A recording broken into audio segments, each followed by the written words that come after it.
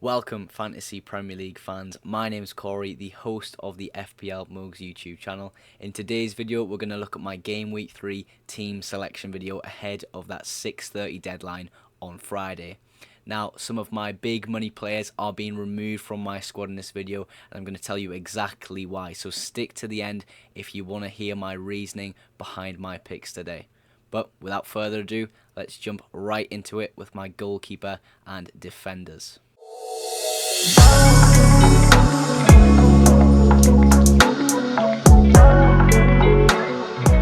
Let's just get straight into it. Flecken in goal, Crystal Palace at home of the fixture.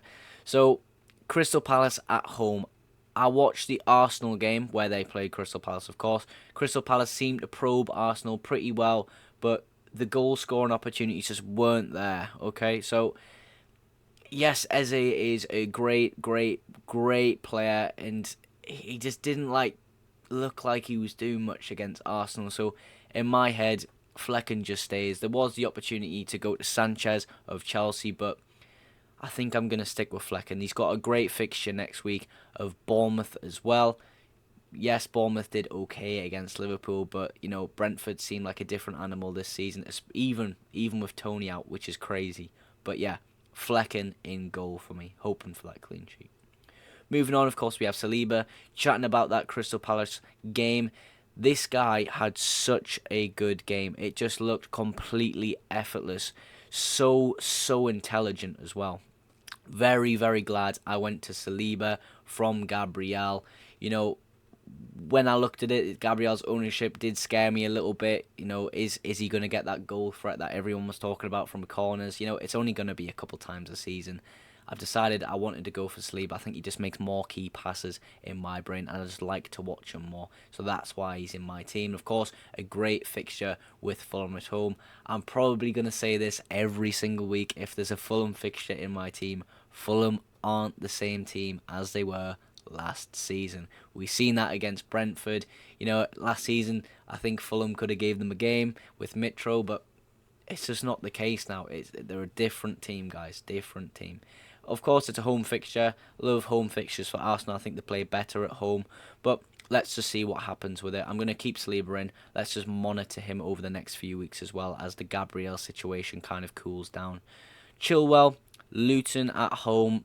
Hands down the best fixture of game week 3. Really looking forward to watching that game. I think it's just going to be an absolute goal fest. Spoke to a Luton fan last weekend while I was having a few drinks. He isn't too optimistic about this fixture in particular, but it was always fun to have that conversation with him. Chilwell could do great, a bit leaky here and there, Chelsea, but this West Ham game they just have, I think it's just a blip. Let's just see what happens. Really excited to see that game. Okay, moving to Estupiñán. He could be the best left back in the league right now. His form is insane.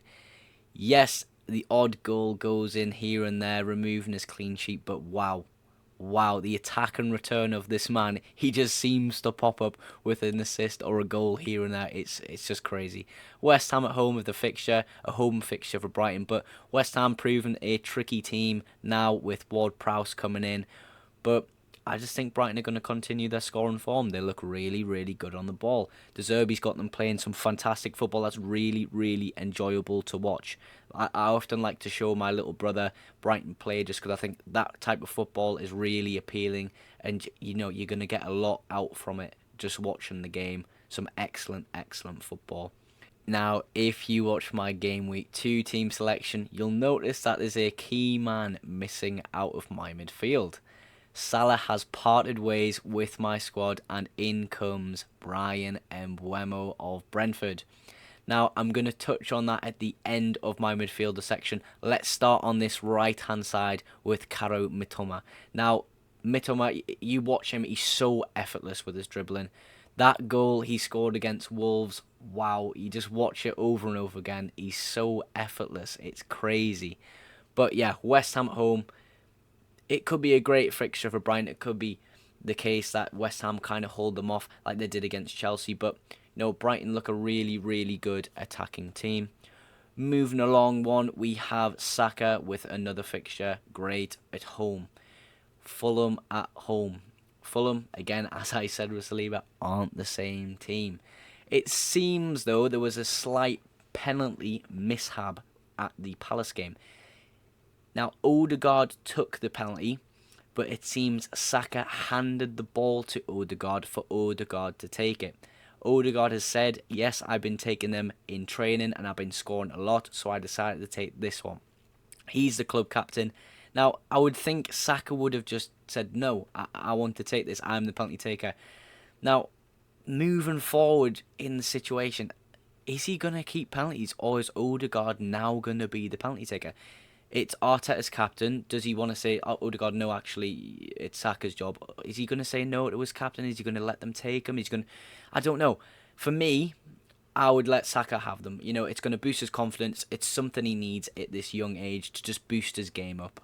But I think we just got to wait and see what happens with that situation. It could be a good shout to remove Saka if we just know that he's no longer on penalties. You know, that's one of the key reasons, because Saka is such a good penalty taker. That's one of the reasons he's in my squad anyway, of course, with his amazing goal threat. But moving across to Odegaard is no issue for me from Saka, if that's the case.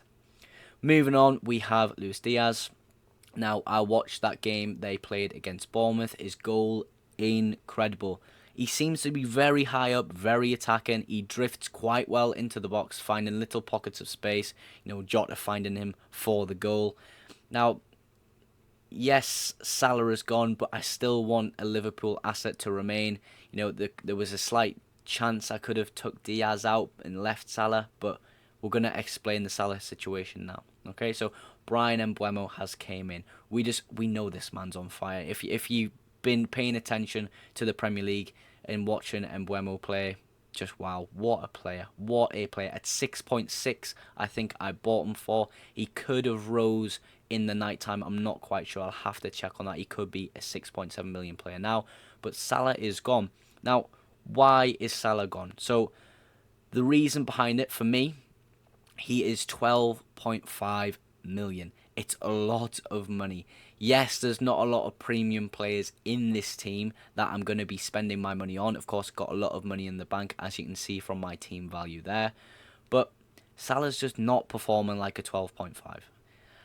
I have a strong feeling he's going to be taken off penalties. Of course, there's this whole transfer situation going on with Saudi Arabia right now, with a Saudi team wanting him for 100 mil.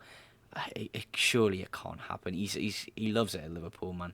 He's going hunting for records. He can't leave this season. But yeah, I just think it's a good possibility Salah could lose penalties. You've got the likes of McAllister and Szoboszlai, who we know are great penalty takers. But the man I've brought in for him, Mbeumo, he's outperforming all the midfielders, and at only 6.7, 6.6. You can't go wrong with the man. He's got great fixtures. Next week, he's got Bournemouth. I thought I would definitely bring him in this week, you know, as the -4. It kind of made sense for me to take the -4 this week because of Maddison's injury. I didn't want to wait and just miss the price rise of Mbeumo and miss a great fixture of Crystal Palace at home. We don't know anything else about Maddison's injury apart from, I think it was an MCL strain. Now, those type of injuries, it's a quicker recovery than any other MCL injury, of course, because it's just a strain. But we're just going to have to wait and see with Maddison, I think. Unless we get information ahead of the deadline, you know, I will make a move and we'll go on to that through the strikers. But yeah, that's what I'm staying with my field right now. Maddison on the bench, Mbeumo, Diaz, Saka and Mitoma. Now, of course, if you pay attention to my content and just see what's going on with my team, you'll know that we have a new man in our front lineup here. We have Nicholas Jackson of Chelsea. But again, let's start on this right-hand side and start again with another Brighton asset. Of course, we have João Pedro. Now, the reason João Pedro has stayed in and Nicholas Jackson hasn't been transferred out for João Pedro is because of Enciso's injury. Now, Enciso, great player. I love to watch him. There was a shout maybe of getting him in, but this injury has ruled that out completely for me. João Pedro should get more minutes because of his injury, but you know, we don't know what Brighton. De Zerbi roulette seems to be becoming more of a thing now. It's a bit scary. We've already got Pep roulette. De Zerbi roulette doesn't sound fun. But of course, Matoma and Estupinian being pretty nailed for De Zerbi, whereas João Pedro's kind of iffy right now. You know, we're on game week 3. We don't really know much about the bloke. But yeah, penalties, he should be on penalties still. Ooh, we don't know that, but he should be on penalties. His lack of minutes might alter that, but yeah, João Pedro starts on that right-hand side forward. Moving on in the middle, Nicholas Jackson of Chelsea. Chelsea now have a great run of fixtures. It was always my plan to get Spurs and Chelsea players in around this time just for their fixture run. Of course, we have Maddison on the bench just because of his injury. If not, he would be straight in this team. Bournemouth, and I believe he's got Burnley next, or Sheffield United. I'll have to check that. But yeah, great fixtures. Chelsea, great run of fixtures. Yes, he's only got 2 points so far this season, Nicholas Jackson, but with the fixture run, with his confidence growing, you could really see in that West Ham game his confidence is growing. He's getting those chances. It seems that a lot of long balls are being played through. I'm not sure if that's because West Ham were quite high, but that's just an observation of mine. I really am going to enjoy this game. I think it's going to be a goal fest, like I said for Chilwell. It's going to be a goal fest. Nicholas Jackson has to be a part of that, surely. So that's why this man is in. Of course, I've got him in now. I took that -4. It's simply because his price could rise in the night. I've just got to make sure I have him in. I don't want to be wasting time, wasting money. But yeah, if you have the time and patience for transfers, don't do what I've done. Keep him an extra night if he's not going to price rise. But he was at that 100% cap, so I did believe he was going to go up in the night, but he did not. Moving on. Do I need to say much about this guy? It's going to be every week. Haaland's there. He is my captain. Okay, I keep it hidden in the team selection videos just to have a little section at the end to talk about it. But yes, Haaland is my captain. Great fixture. Sheffield away. Sheffield struggled against Nottingham Forest. God knows what City are going to do to them, man. Let's just wait and see. Of course, Foden could be a key part of the City squad now, which I was kind of hesitant to bring him in just because of minutes. And Mbeumo nailed Foden. Is he so nailed? Don't really know. Looking at City's fixtures coming up as well, it could be a shout to get a defender in from City as well. Great run of fixtures. Let's just quickly run over to my bench. We have Turner in the goalkeeper slot. First on the bench, we have Maddison. If he plays, he is first on my bench. If we get information he will start, it would be a simple move out from Maddison and João Pedro. João Pedro taking that first bench slot. I can't call it with these two, man. But if with the information we have, Maddison is on the bench. I just want to be covered from all angles to make sure I have a starting lineup. They were all going to get minutes. Moving on, we have Kabore. I think he's the only other person on my bench who will play, with Baldock being injured, it seems. But yeah, that wraps up my team. Let's quickly talk about my AI team rating from Fantasy Football Hub. We have a team rating of 90%. Of course, Maddison being on the bench is going to bring that down a little bit. Predicted points of 62.7. Moving into that 3-4-3 formation.